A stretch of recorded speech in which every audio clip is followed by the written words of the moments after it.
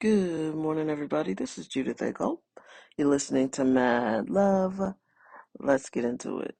So, I've had all weekend to think about this guy getting killed, and I never even heard of Charlie Kirk before. I mean, maybe vaguely, but I don't know. I'm not super conservative, and I don't trust any politician, so I don't just because he was rooting for Trump, that I definitely, I don't trust Trump. I don't trust any of them. Name some Democrats. So I don't know. I don't trust the system anymore. I worked alongside some Democrats, and I didn't see any difference in their behavior. They like to take this moral high ground, but they're all tricksters. They're grifters. They just, if you call yourself a politician, then I already know you'll just say anything. So you just want these votes. You say whatever you think people want to hear so you can keep your job, and then you do whatever you want, and then we repeat the cycle again. So that's beside the point. I never heard of Charlie Kirk. I'm not a college kid. I didn't find him on my radar at all. So now all of a sudden, my timeline is full of Charlie Kirk stuff. Um, some people saying he was racist and divisive. And from the clips that I saw, and I know they're just clips, a lot of them were divisive, the things that when it came to race. And then apparently he decided he thought Martin Luther King was a bad person. I don't know what that means. And I wasn't going to unlock that rabbit hole because I don't want any more of this on my timeline. But what's interesting to me is I started thinking about the skilled teenage marksmen that are shooting everybody. So you got the black on black or community on community crime, depending on, you know, because it's not just black people killing each other, but in major metropolitan areas, with a large black population, a lot of black men are murdering each other. It happens every day. But also, if you live in Appalachia or somewhere else, the victims aren't going to be black, they're going to be white. And so will the defendants. It's not complicated. I'm not sure why everybody tries to make this out to be some big racial thing. It's not. There's a certain kind of person that's going to commit a crime, and they'll do it, and they don't care who the victim is, and they don't care if you're in the middle of who they're trying to shoot or whatever. And that brought me to that point. There's so many people here in St. Louis County who've been murdered, and St. Louis City, by accident. They happen to be standing next to the person that another person was aiming at. So why is it all of a sudden that these white teenage people have such great shooting accuracy? Do you know how hard it is to shoot a man in a crowd in the neck, in the perfect part of the neck, that he dies? Which I still think is horrific, in front of his children, his wife, all those people saw it. It's trauma. That's all trauma. But it takes an incredible amount of skill to do that. I watched people get murdered, I don't know, for years. It was my job. I told you that.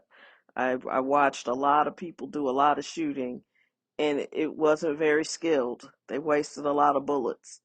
You know how hard it is to hit somebody like that at a distance? That's a professional shooter. I don't care who they're parading in front of us, but it's starting to be a little bit of a problem for me. I've said on this podcast, when the guy who shot the CEO and the person they arrested, the person I saw in the video, if I had worked on that case, the person who actually did the shooting, to me, was not the same person behind the mask of who they arrested. It just wasn't. To me, their facial shapes weren't the same. And if I had worked on that case, I would have said something to that effect. It's like they're putting these suspects in front of us, and they catch them real fast. And you just, I'm not saying they weren't at the scene and that they didn't do anything, but I'm not sure they're not pawns. You know, I feel like we're living in some sort of huge psyop now. And like things are just coming undone and people are figuring everything out. But, it takes a lot of skill to shoot and kill people at a distance like that. And I know they play video games and all of that, but so do these other kids. So I'm not sure what's going on. And I think I find that scarier than anything else. I've always known, ever since I've been working in this field, like, oh, things are dangerous. There's a lot of guns. There's a lot of mental illness. There are a lot of people who shouldn't have guns. Uh, yeah, I've known I would never go to a crowd like that just for that reason. I don't like crowds anymore. I don't want to be seen in certain spots anymore just because I don't know, it feels unsafe, and I get my gas in one of the safest neighborhoods. Yeah, but I still lock my door. Ugh, had to yawn, sorry.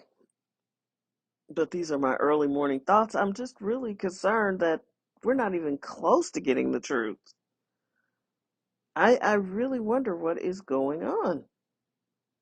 I don't believe these people that they're arresting with so much haste and, immediate investigate. I don't believe these people are the actual shooters because some of the skill that is required to do these, so like I think either the shot on Trump was fake or because his Secret Service team looked completely inept. But either that shot was fake or it was a message. And then they, whoever decided to shoot Charlie Kirk, wanted to send the message home. I mean, we are out of the playground. We are doing some big, deep, dark stuff. And it's the call is either calling coming from inside the house or it's somebody we can't control anymore and they just doing whatever they want to do. But we thought we were allies. I mean, I don't know, but you should ask questions. That was a professional shot. And I have a feeling if somebody had wanted to do more to Trump, they would have. You dig? You see what I'm saying? I think that whoever we believe is in control and running things is not at all. I'm no huge Cash Patel fan, but he looks completely out of his depth. He, like everybody else, said that when I get there, I'm going to do this, this, and this.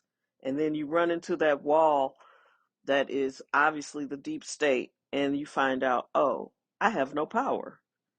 There are people they parade in front of us to make us think they have power and control, and some of them we vote for, but many of them we don't vote for and we don't know their names, and they're the ones that are in control. And maybe some of this blackmail that's been running, the world has stuff on there we couldn't even imagine. We think it's just sexual blackmail, but that was J. Edgar Hoover's specialty. Everybody was afraid to be outed. And now we think, oh, Epstein, well, they were having sex with children. But I think, well, they haven't said it, but they kept saying young girls, underage girls, who had at least hit puberty. But, these perverts, they like them much younger than that as well, which is disgusting, and I'm sorry. But it may be even worse than we think. It may be even worse than we think, because the more of these videos that I see, I'm like, if I was working on this case, I would be asking a lot of questions. And that's obviously the opposite of what they want. So stay safe. These are very interesting times. I think the last time the planets were like this, it was the Civil War happened, and people are like, a civil war is about to start over Charlie Kirk, and I'm like, wake up! It's already started. It has already started. People, it's just not what you think it is. It's the enemy is not who you believe it to be. And all of you all that think you're about to uncover some huge rock, you're going to get talked to as well. The only way that any of this comes to a halt and really gets finished is when we find out who the real enemies are, who the real gatekeepers are, who are these people that are really controlling things. Because you ain't voted for them. You don't even know their names. And they have taken all of our money and done whatever they want with it, because by the time you go to get some care and some services, they look at you like good luck. So I'm uh I'm just wondering.